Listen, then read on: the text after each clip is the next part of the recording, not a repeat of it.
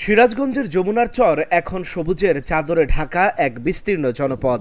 আগে এ সকল চরে শুধুই ছিল ধু বালুচর, কিন্তু সম্প্রতি যমুনা নদীর উজানে গাজীপুর থেকে ভাটির চৌহালি পর্যন্ত বিস্তীর্ণ চরে এবার চাষ হয়েছে ধান, ভুট্টা, গম, বাদাম, টমেটো, সরিষা, মসুরের কালাই, খেসারির কালাই, পেঁয়াজ, রসুন ও সবজিসহ নানা ধরনের ফসল। এবার আবহাওয়া অনুকূলে থাকায় ফসলও হয়েছে ভালো, আর তাই নদী ভাঙন কবলিত কৃষকের চোখে মুখে যেন স্বস্তির পরশ দিচ্ছে এসব ফসল। বসতভিটা হারিয়ে গেলেও এখানকার উৎপাদিত ফসল দিয়ে চলছে তাদের জীবন জীবিকা, মুক্তি পেয়েছে ক্ষুধা ও দারিদ্রতা থেকে। চরে এই সময়ের জন্য ফসল হচ্ছে আপনার ভুট্টা, কালাই, আপনার পেঁয়াজ, রসুন, আপনার কালো জিরা, আপনার আলু, এগুলো হচ্ছে এই সিজনে আবাদ। আর ধরেন যে এই শীতের সিজনে যে আবাদগুলো ছিল ওটা তো উঠে গেছে। এবার আবাদের মধ্যে ভুট্টার আবাদ বেশি, শস্যের আবাদ যারা করছে তা করে বেশি, বেগুনের টাল হয়েছে, মরিচের টালও হয়েছে। ভুট্টা বৃষ্টি লাই ভুট্টার আবাদ বেশি, মরিচ, ইরি ধান, কালাই, ফেসারি কালাই, শস্য, এই তো জাউন। চরের কৃষি আবাদকে আরও সমৃদ্ধ করতে কৃষি ঋণের পাশাপাশি যোগাযোগ ব্যবস্থা ও বাজার ব্যবস্থা নিশ্চিত করার দাবি জানান এই অঞ্চলের কৃষকেরা। আমাদের দুঃখের বিষয় হলো কি, যে প্রত্যন্ত এলাকা, এখান থেকে আমরা যোগাযোগ ব্যবস্থায় জন্য আমরা বাজারজাত করতে পারি না।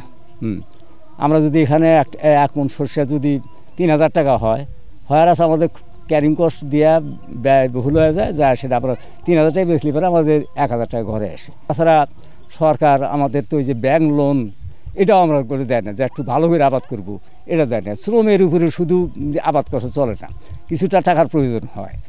তো এটা তো ব্যাংকেও আমাদের লোন দেয় না, তাছাড়া প্রণোদনাও তেমন আসে না।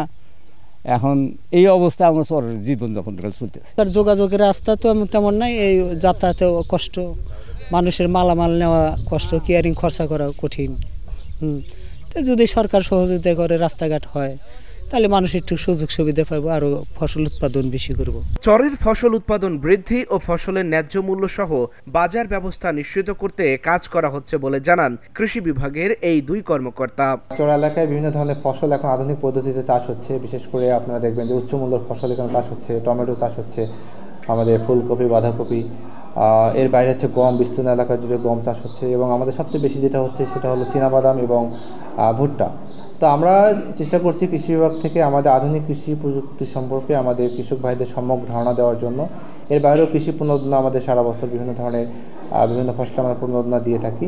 কৃষক প্রশিক্ষণ উদ্যোগ রয়েছে, এবং আপনার জেনে উপকৃত হবেন যে আমাদের চর এলাকায় একটি প্রজেক্ট কিন্তু চলমান রয়েছে। সুতরাং চরের কৃষকরা কিন্তু এখন আর পেছনে পড়ে নেই, তারা আধুনিক কৃষি সম্পর্কে ধারণা লাভ করছে, এবং সেটা তারা প্রয়োগ করে আমাদের কৃষিতে তারা অবদান রাখছে, এবং আর্থিকভাবে তারাও সচল হচ্ছে। আমরা কৃষি বিভাগ বিভিন্ন প্রকল্পের মাধ্যমে কৃষকদের জন্য আমাদের একটা কালেকশন পয়েন্ট করতেছি।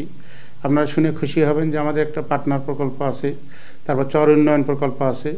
এগুলোর মাধ্যমে চরের কৃষকদেরকে সমিতির মাধ্যমে একটা নির্দিষ্ট পয়েন্টে তাদের পণ্যগুলোকে জমায়েত করে সেখান থেকে তারা যেন কোনো আড়তে দিতে পারে, সেই ব্যবস্থা করা হচ্ছে। চরের ফসলকে আরও সমৃদ্ধ করে ফসল উৎপাদন বৃদ্ধি ও ঋণ সুবিধার পাশাপাশি বাজার ব্যবস্থা নিশ্চিত করতে সরকারি বেসরকারিভাবে সবাই এগিয়ে আসবে, এমনটাই প্রত্যাশা যমুনার চরের কৃষকদের।